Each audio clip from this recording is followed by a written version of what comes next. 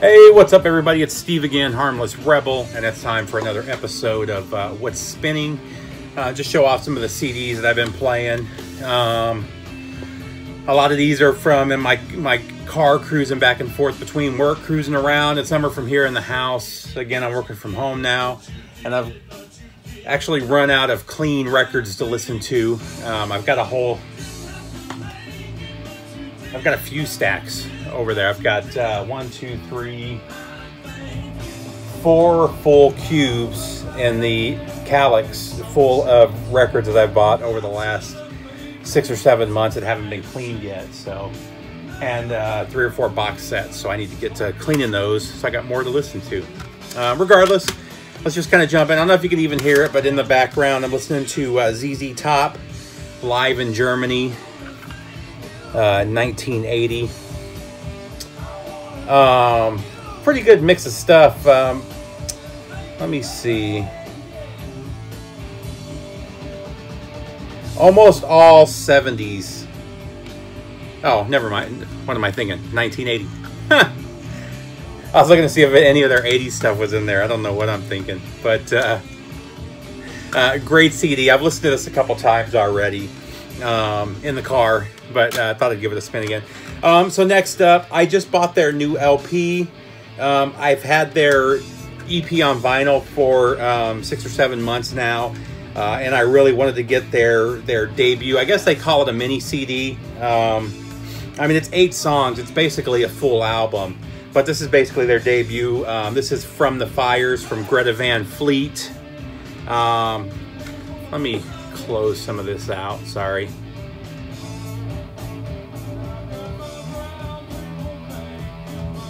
I've got my work screen up in the background, and some of the stuff that I look at is confidential, so I don't want none of it reflecting into CD cases. So actually, I should say all of it's confidential. But Greta Van Fleet, these guys are great. I haven't listened to the new LP yet. Like I said, I do have it. I really dig everything of theirs I've heard. You know, obviously they get the Led Zeppelin comparisons because they're a 70s style hard rock band, and their singer just has that Zeppelin sound. But and Safari Song and Highway Tune do have that Zeppelin feel. But this whole album is really good. I really dug it, and their cover of A Change Is Gonna Come is just really killer. Highly recommend. If you haven't checked these guys out, it's just really good 70s hard rock or 70s rock, whatever you want to call it. You know, they do have the Zeppelin comparison, but that's no different than half the other bands in the late 70s and early. I mean, Diamond Head's second album had quite a bit of Zeppelin to it, and it's still an amazing album. These guys just do a great job. They're definitely not the musicians that Zeppelin was, so it's kind of an unfair comparison to start with. I hope they don't start changing their sound to meet expectations, because I really like what they're doing right now. So Greta Van Fleet, definitely check those guys out if you haven't yet. This is a Goodwill pickup. I thought I had it, but then I was looking through my stuff and I didn't, so I grabbed it. This was kind of the rebirth of the band, I guess. This is The World Needs a Hero from Megadeth. It's still got the Goodwill sticker on it. So they had kind of gone the commercial metal route with Cryptic Writings, which I love. I love that album. A lot of people complained about it. The thrash was kind of gone. It was more a straight up heavy metal album. But then with Risk, I mean, it's not even heavy metal. It's almost like a hard alternative hard rock, maybe. And they lost a lot of fans. And while there are a couple songs on the album I like, that's the only Megadeth album that I just can't get into. I've never been able to. And they came back with this, and they just did a great job. I mean, they had Motorcycle was a radio hit. 1,000 Times Goodbye was. There's just so many great songs on this album. It really was kind of a return to form for them. World Needs a Hero. Next up, you know, I always feel bad giving my thoughts on this band because they're a great band. My thoughts are pretty much always the same. I think I have one more of their albums here. Let me double check real quick. I thought I did. Huh. Is that it? I don't know. Whatever. If I see it, I see it. My critique's always the same. They're a great band, really good progressive metal with some kind of sludgy, doomy, stoner elements to it. But this is Crack the Sky, the 4th album from Mastodon. Again, it's just overproduced. Everything that they do is, there's just so much layering of their music that I think it kind of takes away from how great they are. But still, a really solid album. Really dig this one. A little bit of Mastodon. Next up, this album is super hard to explain. So a lot of people called it thrash, which it's not. It's got kind of I think somebody wrote gutter hardcore. And there is definitely kind of a gutter punk feel. There's a crust feel to it. There is a little bit of thrash, a little bit of soulfly. There's quite a bit mixed in this, and it's definitely a different sound. If you're a fan of this particular singer, you might dig it. If not, you might not. I really dug half of it. Half of it I thought was just okay. But this is Ass Jack. This is one of the many bands of Hank Williams III. If you're not familiar with Hank Williams III, he's the son of Hank Williams Jr., the grandson of Hank Williams. He looks and sounds like Hank Williams Sr. But so he's got this gimmick, and he's been in the heavy metal scene since the 90s, whether people realize it or not. He joined Superjoint Ritual, which was one of Phil Anselmo's side projects. I believe 96 or 97 he joined the band. He was the bass player, and he was their bass player through their last album was the only one, if I remember correctly, that he wasn't on. And that was just because he had just released an album, and he already had tour dates set up, and he just couldn't be part of that last project. But he's always had this deal at his shows, and some people love it, some people hate it, where there would be 3 or 4 bands that played, but they were all his bands. So he would start off with his traditional country, which is really good. Then he would go into his rockabilly band, or his psychobilly band. And then the same guys from his psychobilly band are the guys from Ass Jack. And a couple from his country band are also in Ass Jack. And they would do the Ass Jack songs. Now, there was a lot going on with this. This was actually recorded in 2008 or 2009. But Curb Records refused to release it. So what happened was most of this material was released on bootlegs. They were live bootlegs that he would sell at his shows. And from what I've heard, the bootlegs of this are even better because he does all the sounds on this, all the music on this, and the really fast double bass is done with machines. Whereas the live bootlegs are actually his band playing the songs. From what I've heard, like I said, they just sound a lot better. And the rawness adds another element to it. So a lot of people were disappointed with this, not because the music is bad, but because those live bootlegs were even better. So I do want to grab copies of those because I am a fan of. I don't like all the stuff he does. I do like this, and I do like his traditional country, so just the regular Hank Williams III stuff. But he does some off the wall sides, like his psychobilly stuff. I'm not really a fan of. He did this crazy album of what do they call them? Auctioneers, you know, the guys that do the really fast auctioneering.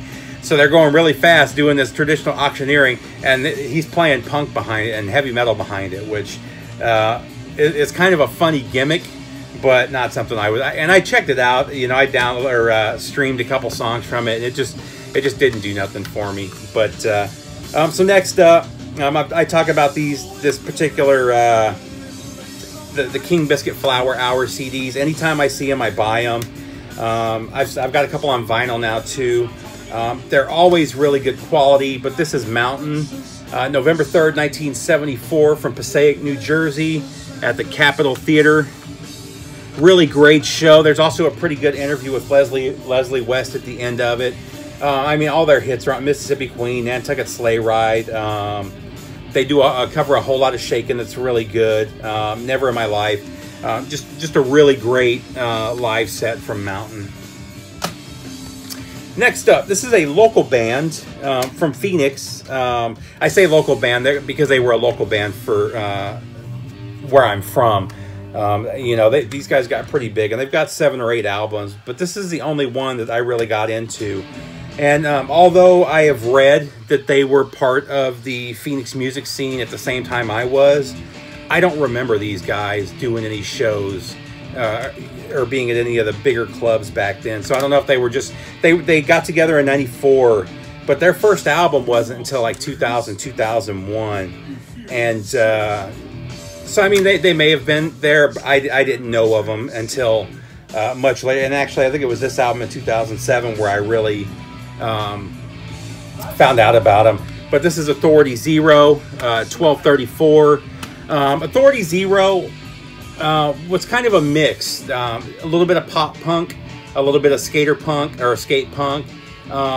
Some of their songs, and the songs that I prefer, was their more reggae / ska infused tracks, the slower tracks that they did.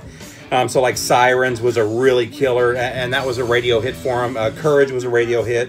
But Sirens, and the last 3 or 4 songs on the album, or the second half of the album, is really the best stuff for me. But if you're into that mid 90s to mid 2000s skater punk sound, you think early Blink 182,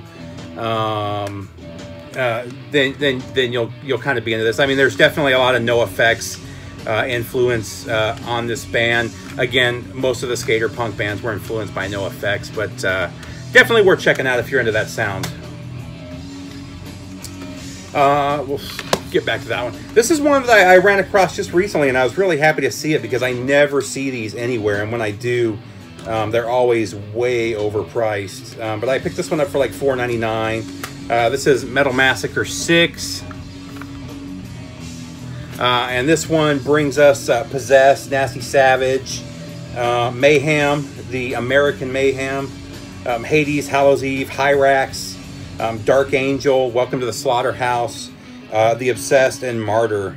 And this one was from, the CD release is 94, but the original album was 85. So, and actually this album, when it came out, I had the tape of this. This was my introduction to Dark Angel, to Hyrax, to Hallows Eve. I feel like I had heard Nasty Savage at that point, but I can't say for sure. And definitely the first time I heard Obsessed. And I probably would have got this in 89 or 90 on cassette. So even when I got into it, it was a few years after. But Metal Massacre 6. Next up, Venom. At War with Satan. You know, Venom's one of those bands I just can't get into. The song At War with Satan is one of their better songs. And if I remember correctly, it's been a while since I listened to this. I listened to it a couple months ago. I am familiar with At War with Satan, but I want to say that Satan wins. It's basically the story's reversed, if I remember correctly, and you guys can correct me if I'm wrong. But it's basically the first 7 songs are the album At War with Satan, and then there's another, I don't know what, 8, 9, 8 or 9 bonus tracks on here, and it's all their B-sides. It's all good stuff. I wasn't a big fan of Venom back in the late 80s when I first heard them, and I'm just still not. I think their first album is the best stuff that they ever released, but even that I'm not really that big into revisiting. So, you know, it was one of those things. It had been a long time since I heard it. I remember it not doing much for me, so I decided to give it another chance, and it still just didn't do much for me. Next up, Doomsday Machine from Arch Enemy. This may be my favorite Arch Enemy album. they've always been a funny band. They've always been called melodic death metal, mainly because of the members. And I guess they kind of have a death metal style vocal. I've always more considered it just a metal band. They got thrash elements. I mean, really good album though. Like I said, this is probably my favorite of the Arch Enemy albums. I just don't think that they're heavy enough that I would call them melodic death metal. But I mean, whatever. Maybe it's just me. This is one I just picked up recently. This was a great album. I think it's just timing. When did this come out? Yeah, 1990. And actually the next album too. I think had this come out a few years earlier, these guys would have been a much bigger band. I've never heard any of their other stuff. This was their only album that I was familiar with. I remember hearing the songs from this back when it came out. But coming out in 1990, at the end of the whole hair metal, sleaze metal wave, it was just a little bit late for these guys. But this is the debut from Trickster. Again, really good, really solid album. I remembered liking it. I ran across this copy for relatively cheap. And, I pretty much feel the exact same way now as I did when I heard it the first time. This is one, I've always liked this band. They're a great band. I don't think they get enough credit. And with this album, they go even bluesier. But this is Sleaze Legends, LA Guns. This is, I believe, their third album, Hollywood Vampires. This may be my new favorite LA Guns album. Their first album's always been a favorite of mine. This album is really, really great. It's bluesier. The songwriting is really good. Just a really solid album if you haven't heard this one. Definitely recommend picking this one up. And again, this one is just kind of timing too. 1991. The sleaze, the hair metal albums were just disappearing from the shelves. I probably wouldn't have even seen this in a music store because at this time, alternative was taking over. This one's kind of cool. So this is a local group here. What do they call themselves? Bernadette Seacrest and Chris Dale, Lust and Madness. So my wife works at a high-end nail and wax salon, and the singer here is a customer of hers, and she's talked about her before. She's got a really cool style. She's covered in tattoos. She always does the 30s and 40s style hair, and just has that rockabilly dress style, or style of dress. And that's kind of what this album is. This is kind of a 20s and 30s jazz throwback, but it's singing songs like let's see, Bang Bang, amazing, she kills it. What else Hurt, she does a cover of Hurt and like a 20s 30s style jazz from Trent Reznor. What else? There's quite a bit of material that they wrote as well. Let's see, Love Me Tender and Witchcraft they did, which is really, really good. Let's see, that's pretty much all the covers, or the big name covers that you guys would know. I really dug this. I don't know if this is available anywhere. Again, it's Bernadette Seacrest and Chris Dale, Lust and Madness. Really cool though. I really dug this. Next up, this one has been in my local CD store for, I don't know, a year maybe, and it's one of those that I always saw. It's a band I'm familiar with, but I'd never really given a chance to. And honestly, even though this isn't a style of metal I would traditionally like, I really dug this. This is Preachers of the Night from Powerwolf. Let's see, was it 2013 release? So I knew of Powerwolf as a power metal band. That's pretty much all I knew. I don't think I had ever heard them before. And this is more of a symphonic power metal, which I really do not like symphonic power metal.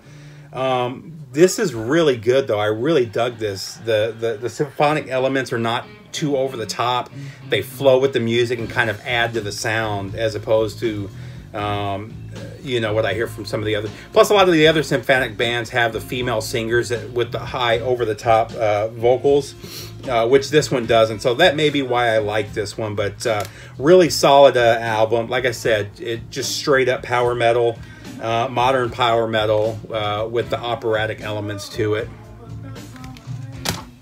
Next up, this is a classic. You know, I remember checking this out back in 96 or 97 when it came out. When was it? 97, and really digging it. Just about anything that Devin Townsend puts a stamp on usually turns out to be pretty solid. But Strapping Young Lad, I mean, just the cast of musicians that he had around him, just made for some great stuff. I think Alien is probably my favorite of the Strapping Young Lad albums, but City is right there with it. And it's kind of hard to describe what this is. I mean, it's just kind of an extreme style of metal with Devin Townsend screaming over the top of it. Really good, though. And what I always draw a blank on the drummer's name. It drives me crazy. Oh. What do they call him? The Human Time Clock? Oh, it drives me nuts. I'm a huge fan of his, too. Gene Hoglan. I don't know why I always have a problem coming up with Gene Hoglan's name, but one of the big projects that Gene Hoglan was part of. This next one was VCLT from Blackmore Rules. I don't know what to really call this other than just really good rock. It's not, there's a couple hard rock elements to, or a little bit of hard rock to a couple of the songs. It's just really good rock. This is a Canadian band. Sorry, my allergies are really bad right now. Called the Junior Panthers. I don't know. I think I saw that they released a couple of other albums independently as well. But I really dug this. Definitely worth checking out. Just, like I said, a good indie rock, indie hard rock style band. Next up, the Guns N' Roses Deluxe Edition, the CD version. This was good. This was good. I have the, I should say, I bought the vinyl reissue with the foil type cover on it, and I do have an original Rape Scene pressing as well. So I might do a comparison. I don't know if YouTube will let me get away with it, but I think I'm gonna try to do a comparison of the two. I haven't listened to the LP yet. The CD though sounds good. I mean, this is still one of the all-time great, maybe one of the greatest debut releases of all time. I don't think they ever came close to topping this. The two albums after that, had they cut half that shit out and put them into one album, it would have been pretty close to being as good as this. But what I really like on here is, what was it? So they got all the B-sides. So they got Mama Kim, which I've always liked their version of that. Let's see, Reckless Life, Nice Boys. What I really like is the 1986 Sound City Sessions. Those are really good. And then there's some acoustic and live versions of some songs too. But now there was one new song that they hyped all over the internet, and it's not even on here. So I don't know what the deal with that was. I guess you got to buy the $1,000 box set to get a copy of that, I guess. I don't know. But, you know, for $8.99 or whatever I paid for it, it's definitely worth it. And like I said, there's an additional disc with 18 more tracks. About a quarter of those are the Sound City Sessions from '86, and I love those. So, Appetite. Next up is Diatribes. Did I show this before? Maybe. If I remember correctly, this one was VCLT from Scott. But just a little bit of death from Napalm Death. I love when people... I did a video a while back talking about Napalm Death. And I don't remember which album I was talking about. But some dude wrote me a long, dirty post that I don't know what the hell I'm talking about because Napalm Death is crust and not death metal. But back in 1993, 94, when we were getting into this shit, I didn't know what crust punk was. It was all that stuff was death metal to me. Or grind, maybe say grindcore, whatever. Like Carcass, when it came out, Necroticism was the first album and that I heard, and I absolutely loved it. And you know, people talk about grindcore and those first few albums being grindcore. Back then, we didn't know what that shit was. It was just all just brutal, and we called it all death metal back then. You know, so some young douchebag now lecturing me on whether something's crust or grindcore or death metal, it just cracks me up. Sorry, but still, this is a great album. I've always loved Napalm Death. I'm still disappointed that when I went to that show a couple weeks or a couple months ago, I wasn't able to see them live. They were finishing up their set as I got there because of traffic and stuff, which sucks because I really would have loved to see them live. Next up, this album's amazing. This album's a 9 out of 10 for me. A lot of people said that they wish that this would have been an Iron Maiden album, but I don't think this could have been an Iron Maiden album. Simply because Roy Z was involved, and Roy Z is amazing. This is just such a great album. This is Accident of Birth from Bruce Dickinson. I can't remember if this is his third or fourth solo album, but by the time this one came out, he was out of Iron Maiden. And I mean, this is just a solid album beginning to end, and this is just kind of a must-have in everybody's collection. So there you go. Next up, part 2 of a 2-CD set. This is the Mama Said single from England. Mama Said, So What Live, Creeping Death Live, and early demo version from 95 of Mama Said. So there you go. I think I found that for like $1.50 or $2. So these next couple, you know, this is one of those bands that people just don't understand how good these guys were early on. Not what they turned into by their third album, but the Peter Green era of Fleetwood Mac is... Peter Green is one of the all-time great blues guitar players, British blues players, who unfortunately, due to mental health issues in the early 70s, has kind of been just written out of history. He was the founding member of Fleetwood Mac, and it was originally called Peter Green and the Fleetwood Mac. And it was started by him. He brought in Mick Fleetwood and then Mick V. And McVie wasn't even in the band initially. He called it Fleetwood Mac to try to get McVie to join the band. But I mean, these are all guys that played with big blues bands back then. And these the first couple albums and these early releases, especially the live stuff, man, they're just so good, and they're a lot of heavy blues, a lot of hard rock. What would become known as hard rock later on. And not just that. Does this one have it? I don't think it does. So I've talked about this before. The song Green Monalishi was written by Peter Green, and it was a Fleetwood Mac song. It was never released on one of their albums because he wrote the song right after, I believe, their second album. And he left the band before the third album. And this is all before Christy McVie was brought into the band. This was a straight-up hard blues band. And if you find any of their first couple albums, and especially any of their live stuff, the live stuff is really where it's at. Oh, Black Magic Woman is the other song that he wrote. The version played by Santana is almost exactly the same as the Peter Green version. Same thing with Green Monalishi. Green Monalishi done by Fleetwood Mac is heavy, you know, especially for 1969 when it was written. But so I've got a couple of these. This is Fleetwood Mac, the early years. And anytime I can find their early shows from 67 to 69, I buy them. And they had different periods. Both of these, it shows 5 members of the band.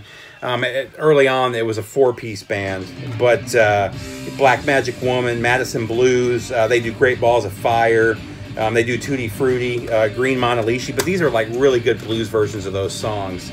And then this one is also live in concert. The original Fleetwood Mac. Does it say when this one is? One of them says that the years. But these are all from 67 to 69. Again, I highly recommend checking out this early stuff from Fleetwood Mac. Next up, I have this on vinyl, but I ran across the CD release for pretty cheap. I think I paid $3 for it, so I grabbed it. This is Chaos and Brutality from Hyrax. Is it 4-song? Yeah, 4-song EP. Great little EP. Definitely, I recommend anything from Hyrax. You can't go wrong. And then last but not least, I don't know how I feel about this one. It's really good hard rock. I really like the second half of it, especially. The last, I don't know, the last 4 songs, I guess, are my favorite part of this album. The first half of the album is pretty good, too. This is actually, in my opinion, his weakest album. But that's not saying much. And his last album was so good that it's hard to top. But this is Spaceman from Ace Frehley. Still recommend picking it up. It is a short album. I think as Scott mentioned, it's only it's 9 songs, but it seems to go by pretty quick. And a couple of the songs, one's 2 minutes, one's 3 minutes. Still, just it's a really solid album. I just don't think it's as good as his last few. And I'm not talking about the originals, his last few solo albums. I'm still going to grab it on vinyl if I run across it. It's still worth having, especially if you're an Ace fan. Just not as good as the others. That's it, guys. Hope everybody's good. Take care, and I'll see you soon.